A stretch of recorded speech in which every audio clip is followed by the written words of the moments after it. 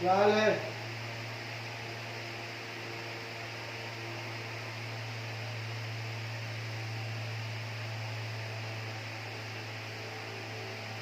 कुछ क्वेश्चन है मन में किसी के? जैसा आपको पता है हम लोग सॉल्यूशन चैप्टर पढ़ रहे हैं। क्वालिटेटिव प्रॉपर्टीज में हम 3 पढ़ चुके। Vapour pressure lowering, boiling point elevation, freezing point depression. I hope आप न्यूमेरिकल बना रहे होंगे। कल हम लोग पढ़ेंगे अंतिम उसका ऑस्मोसिस एंड ऑस्मोटिक प्रेशर। इससे पहले आज का टॉपिक है derivation of Ron's law of vapour pressure lowering. हमने फॉर्मूला लिख दिया था और कहा था कि आगे आपको इसको डिराइव करके बताऊंगा। मैं चाहता हूं कि आज आपको बता दूं हाउ टू डिराइव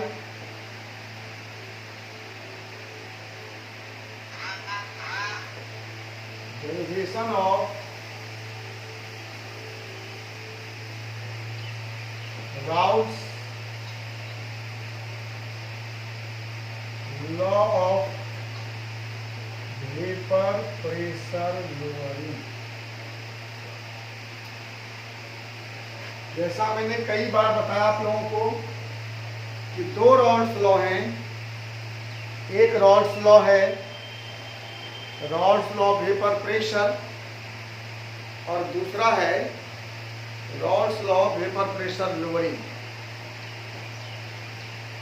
इसका स्टेटमेंट आपको याद होगा कि relative lowering of vapour pressure is equal to mole fraction of the solute. Sorry delta P by P naught equal to chi। where delta P change in vapor pressure, P naught vapor pressure of pure solvent। इसका मतलब हुआ relative lowering of vapor pressure is change in vapor pressure per unit vapor pressure। इकाई में कितना change हुआ। जैसा मान लीजिए कि पहले वेपर प्रेशर 100 mm था, सॉल्यूट डालने पर 90 हो गए, तो चेंज कितना हुआ? 100 - 90 10। 10 चेंज हुआ आउट ऑफ 100, तो 1 में कितना चेंज हुआ? 10 by 100 0.1। this 0.1 is relative lowering of vapour pressure. ठीक है, मान लो initially vapour pressure of a solvent, pure solvent is P naught और vapour pressure of solution becomes PS। तो चेंज कितना होगा? Change in vapour pressure delta P equal to P naught minus PS। ठीक है, तो change in vapour pressure per unit pressure is P naught minus PS by P, that is delta P। This is known as relative loading of vapor pressure। ठीक है, loading different है, relative है एक में कितनी।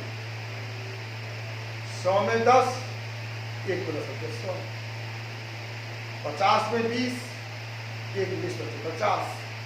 इसे कहते हैं relative loading of vapour pressure, और ये होता है डेल्टा P/T0 Chi2 के बराबर, जहाँ Chi2 है मोल फ्रैक्शन ऑफ सॉल्यूट। अब ये आया कहाँ से? मैंने उस दिन कहा था पिछले क्लास में कि वही रॉल्स लॉ है, कंसेप्ट नया नहीं है, फार्मूला नया,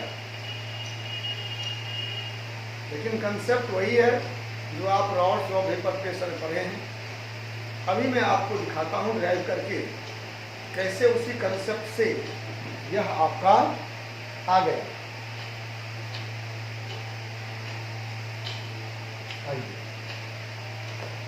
इसको मिटाऊं, आपने लिख लिया, समझना था इसको।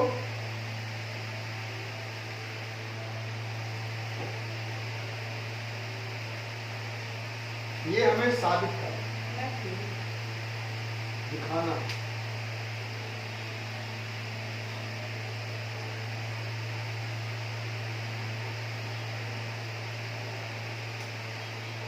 ठीक है, इसको हम दिखाएंगे। कैसे दिखाएंगे देखिए।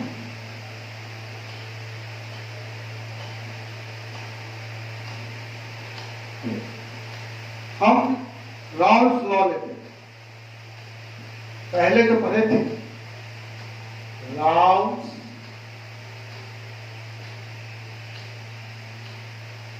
लॉ ऑफ वेपर प्रेशर, याद करिए, इसको पता याद है? Raoult's law of vapour pressure किसी को याद है? नहीं याद? मैं याद करूं। रॉल्स लॉ है partial vapour pressure of a liquid in a mixture of liquids is equal to its mole fraction in the mixture and vapor pressure of pure liquid। ठीक है? इसी लिक्विड के मिक्सचर में इसी एक कंपोनेंट का vapour pressure, उस component का मोल फ्रैक्शन और उस प्योर लिक्विड के वेपर प्रेशर के बराबर होता है। ये रॉल्स लॉ है, इसको आप लिखे हुए थे कि ये बराबर ये इंटू PA0। ये PA क्या है? यह PA है partial vapour pressure of liquid A. ये क्या है? Mole fraction of liquid A. PA0 क्या है? Vapour pressure of pure liquid A. PA बराबर ये इंटू PA0, जहां पर PA vapour pressure of component A, ये mole fraction of component A, और PA0 vapour pressure of pure liquid. ये तो रॉल्स लॉ आप पढ़िए। अब हम आइए सॉल्यूशन पर विचार करते हैं। एक सॉल्यूशन है, इसमें कोई लिक्विड है,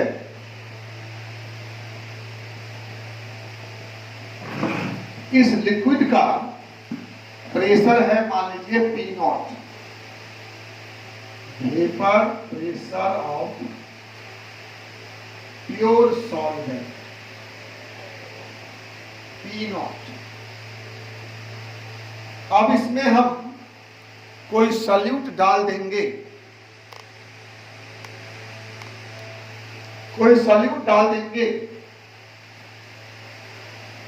तो इसका वेपर प्रेशर PS हो जाए, vapour pressure of solution PS। इस सॉल्यूशन में क्या डाले हैं हम? Non volatile solute. तो नॉन वोलाटाइल सॉल्यूट का वेपर प्रेशर नहीं हो, नगण्य होगा, उसको तो नहीं मानते। तो vapour pressure of solution is vapour pressure of solvent in the mixture. Vapour pressure of solvent in the solution P equal to chi1 into P naught होगा राउल्स लॉ से। Vapour pressure of solvent equal to mole fraction of solvent in the solution multiplied by vapour pressure of pure solvent. P क्या है? Vapour pressure of solvent in solution of non volatile solute.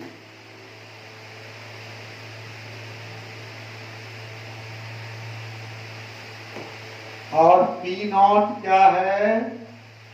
Vapour pressure of pure solvent. और chi1 क्या है? Mole fraction of solvent. कोई question है बताइए किसी का मन में? राउल्स लॉ कहता है, मैं नहीं कहता।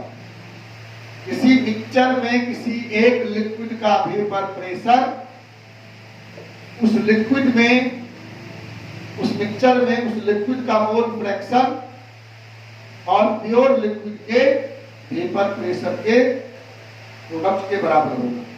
इस सॉल्यूशन में एक सॉल्वेंट है, एक सॉल्यूट है। जब प्योर सॉल्वेंट था तो इसका प्रेशर P नॉट था।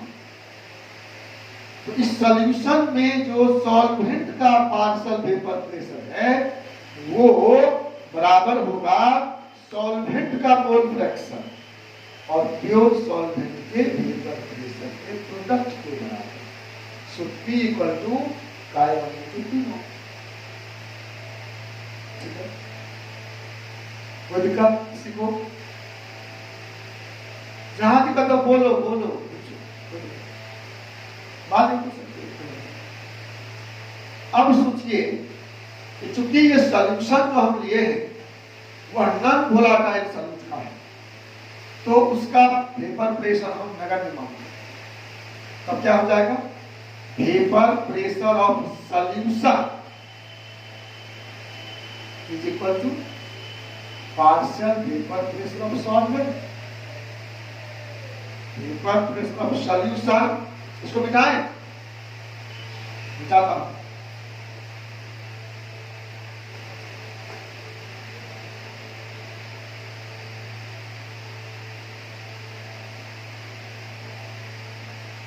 Vapour pressure of solution PS equal to P solvent plus P solute. ठीक है, और non volatile solute P solute is 0, इसलिए PS equal to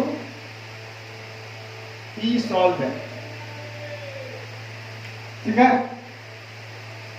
Raoul's law है। किसी मिक्सचर का टोटल वेपर प्रेशर सभी कंपोनेंट के पार्शियल वेपर प्रेशर के सब के बराबर होंगे। किसी सॉल्यूशन का वेपर प्रेशर सॉल्वेंट और सॉल्यूट के वेपर प्रेशर के योग के बराबर होगा। लेकिन नॉन वोलेटाइल सॉल्यूट अगर हो, देखिए वो जो और खुला था वो भी यही था, उसमें दोनों थे वोलेटाइल, Ba प्लस Pb हो गया, इसमें सॉल्यूट नॉन वोलेटाइल है वो खत्म हो गया। इसी को हम लोग P बोले हैं, P सॉल्वेंट को हम लोग P बोले हैं, मतलब PS बराबर P। अब उस इक्वेशन में आप मान लीजिए PS बराबर Chi1 इंटू P नॉट था ना, PS बराबर P, हम उसको P कहे थे, मैंने P सॉल्वेंट को P लिखा था, तो PS बराबर P हो गया, PS बराबर Chi1 इंटू P नॉट, तो PS by P naught equal to Chi1। ये भी डॉट लॉ है, इस पर भी न्यूमेरिकल बना सकते हैं, बल्कि कुछ न्यूमेरिकल में ऐसे ही बनाने में सुविधा हो, जहां पर सॉल्यूशन का वेपर प्रेशर दिया हो और सॉल्वेंट का दिया हो, और Chi1 या Chi2 निकालना है, Chi1 निकालना डायरेक्ट निकल गया, Chi2 निकालना है तो 1 माइनस का नोट कर दीजिए, नहीं, या P नॉट दिया हो, Chi1 दिया हो, सीधे PS निकाल सकते हैं, या PS दिया हो, Chi1 दिया हो तो सीधे P नॉट निकाल, ऐसा भी न्यूमेरिकल होगा। यही है, इसी को फिर हम लोग दूसरे फॉर्म में लाएंगे। हेरोल्ड ने कहा था कि ऐसे भी लिख सकते हैं, ये क्या, ratio of vapour pressure of solution and solvent is equal to mole fraction of solvent, mole fraction of solvent, ठीक है। इसमें कहना पड़ेगा ratio of vapour pressure of solution and solvent is equal to mole fraction of solvent.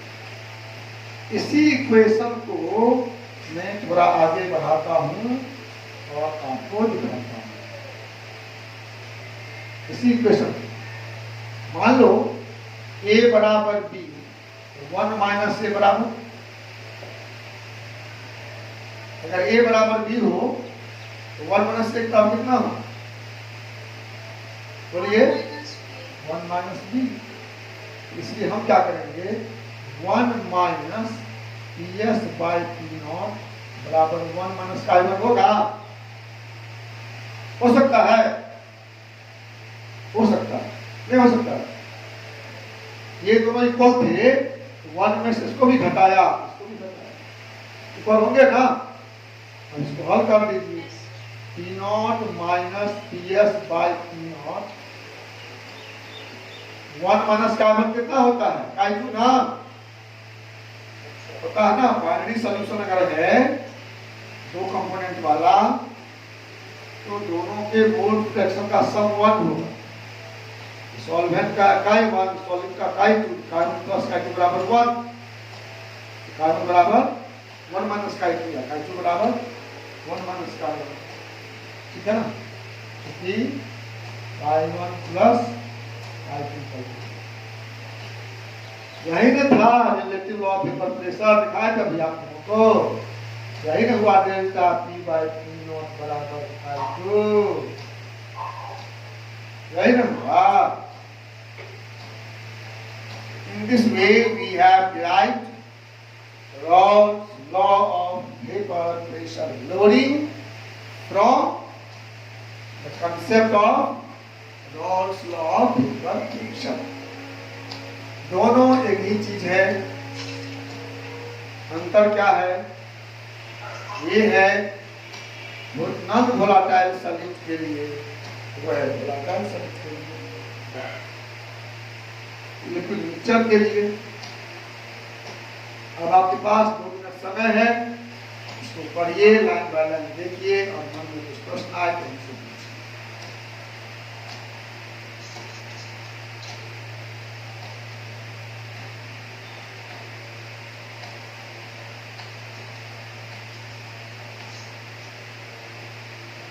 Any question in any mind?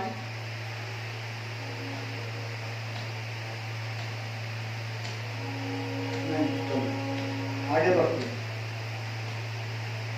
एक और point है जो मैं आप लोगों को दिखाना चाहता हूं, वो है रॉल्स लॉ और हेनरी लॉ। ये सब देखने से कंसेप्ट डेवलप होगा।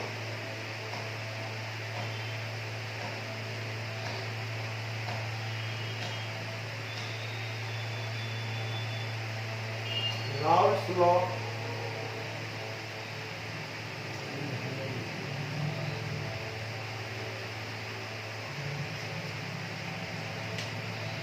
याद करो, रॉल्स लॉ क्या है? अगर किसी लिक्विड का मिक्सचर है, उसमें किसी कंपोनेंट का वेपर प्रेशर पीए बराबर IA इंटू पीए है ना।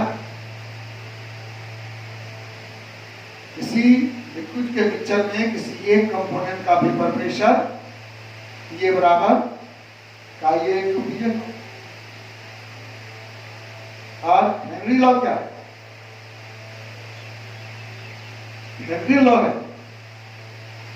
कि partial pressure of a gas above the solution is proportional to mole fraction of gas in the solution। ठीक है, तो यहां हम बात करते हैं दो लिक्विड की, लिक्विड A और लिक्विड B। दो लिक्विड अगर हैं तो पीए बराबर IA टू पीए को। यहां हम बात करते हैं कि जब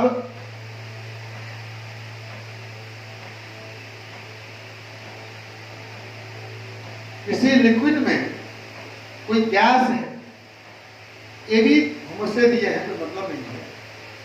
जब किसी लिक्विड में कोई गैस है तो इस गैस का वेपर प्रेशर बराबर होगा IA टू KH। याद आया? Henry law, pressure above the gas, pressure above the liquid is proportional to mole fraction of gas in the liquid।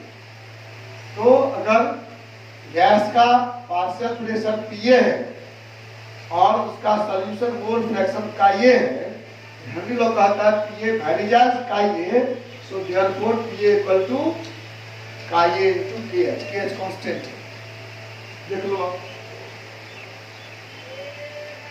देख लीजिए क्या दिख रहा कि हेनरी लॉ और रॉल्स लॉ सेम है जब KH बराबर PA नॉट होगा। अंतर इतना ही है। Henry law constant KH equal to PA naught. ठीक है, हेनरी लॉ KH बराबर PA नॉट। अगर इसमें PA नॉट को KH से रिप्लेस करना हेनरी लॉ हो गया, या हेनरी लॉ में PH को PA नॉट कर देंगे तो ये रॉल्स लॉ हो जाएगा। तो यही रिलेशन है, आप देख लीजिए कि Henry law and Rawls law is also similar, give same result when the value of KH equal to PA naught। That is the difference only। ये आपके मन में बात होनी चाहिए कि Henry law, Rawls law vapour pressure, Rawls law vapour pressure lowering, ये सब एक ही कंसेप्ट के मूल हैं। और अब जो हम अंतिम बात करना चाहते हैं आपको, जिसमें आपको विकल्प मिलेगा, कभी कभी इस सॉल्यूशन के ऊपर जो लिक्विड के वेपर है AB के, उसका मोल फ्रैक्शन पूछता है। ध्यान दीजिए, सॉल्यूशन के भीतर जो लिक्विड का मोल फ्रैक्शन है वो हम राउल्फ लॉ से निकालेंगे। काये बराबर पीए बराबर काये इंटू पीए। और सॉल्यूशन के ऊपर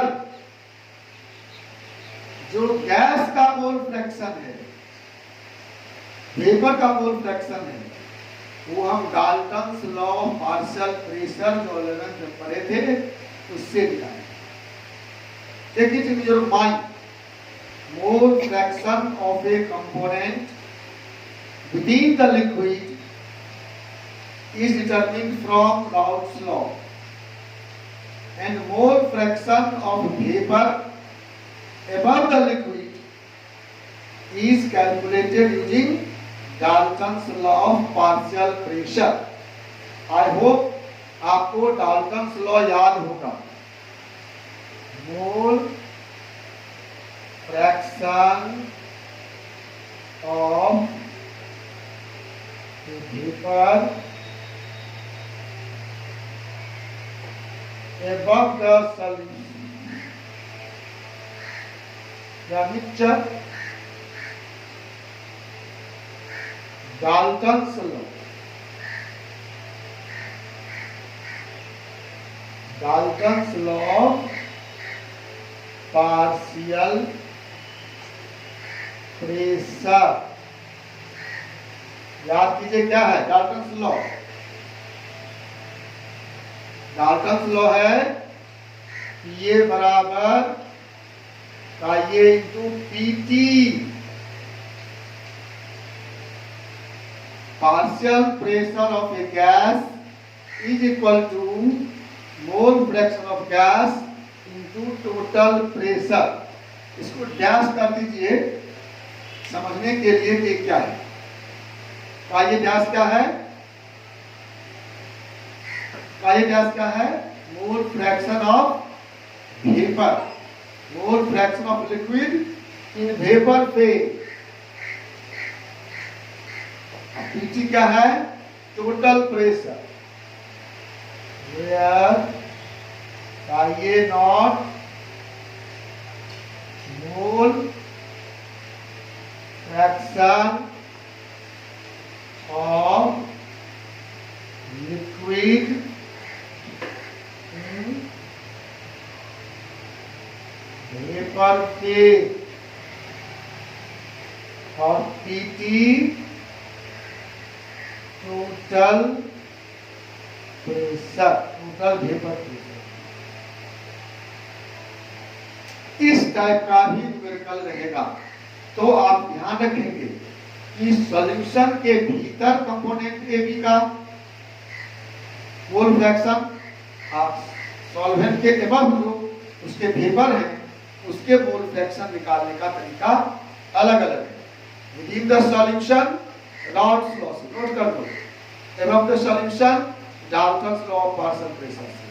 ऐसा भी मिलकर मिलेगा, उसको बनाइएगा। जो नहीं बने उसको रखिए मेरे पास। हम लोग कल से परसों तक ऑस्मोसिस, ऑस्मोटिक प्रेशर और एक भांट ऑफ फ्रैक्चर पढ़ना है। 2-3 क्लास में खत्म करेंगे। उसके बाद 2-3 दिन 4 दिन जितना बनाइएगा, आई एम रेडी। आपको जितना बनाना हो वो न्यूमेरिकल बनाने के लिए मैं तैयार रहूंगा। ठीक है? कोई दिक्कत? मेरे चैनल को सब्सक्राइब कर रहे हैं, शेयर कर रहे हैं? बहुत धीरे धीरे बढ़ रहा है। फिर अपने दोस्तों को के बीच में शेयर करिए ना, और उनसे रिक्वेस्ट करिए कि सब्सक्राइब करें, ताकि हम लोग ऑनलाइन यूट्यूब चैनल पर आ सकें क्लास करने के लिए। 450 हुआ, 1 महीना से अधिक हो गया। सोचिए,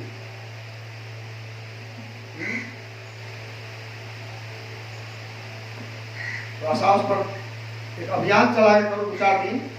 उसको एक अभियान समझो कि हमें इस चैनल को आगे बढ़ाना है। अपने अपने दोस्तों को शेयर करो, उनको कहो अपने को शेयर करें। एक चेन बन जाएगा तो आई होप कि 2 दिन में हो जाएगा। पूरे ही जना एक आदमी अपने 5 दोस्त को भेजता है, वो अगर 5-5 को भेजता है तो 1000 होना कोई बड़ी बात नहीं है इतने बड़े संसार में। दरभंगा में कई हजार स्टूडेंट हैं। ठीक है? तो जाइए, पढ़िए, और प्रॉब्लम कथा करिए, फिर हम लोग प्रॉब्लम सॉल्यूशन क्लास करेंगे। Thank you.